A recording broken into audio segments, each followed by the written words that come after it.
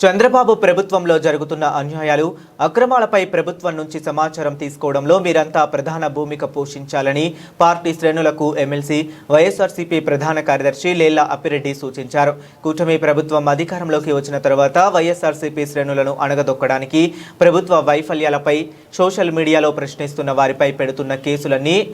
మనం చూస్తూనే ఉన్నామని, వైఎస్ఆర్సీపీ క్యాడర్ ప్రజల తరపున పోరాటం చేయడంలో ముందుంటూనే ఉంటుందని చెప్పారు. ఏపీలో ఎప్పుడు ఎన్నికలు జరిగినా టీడీపీ కూటమిని కూకటి వేళ్లతో పెకిలించేలా మీరంతా సిద్ధంగా ఉండాలని అన్నారు.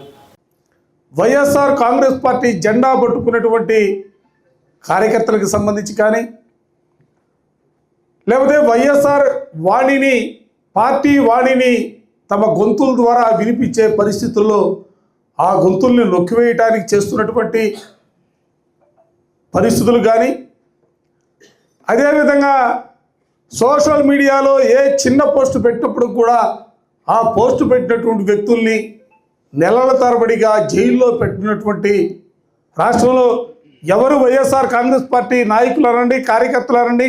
ఎవరైతే కీలకంగా ఉన్నారో ఆ కీలకంగా ఉన్నటువంటి వ్యక్తులందరిపైన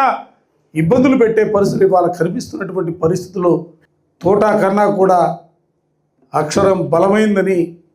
నమ్మినటువంటి వ్యక్తులుగా వైఎస్ఆర్ కాంగ్రెస్ పార్టీ ముందుకు సాగుతూ ఉంది. ఇవాళ మీరు చేర్చే అక్షరాలని కూడా ఆర్టీఐ ద్వారా మీరు ఒక్కొక్క అక్షరాన్ని చేర్చి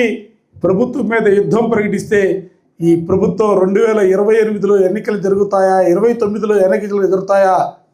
ఎప్పుడు ఎన్నికలు జరిగినా కూడా ఈ ప్రభుత్వాన్ని కోకట వేళ్లతో పెకిలించగలిగినటువంటి పరిస్థితుల్లో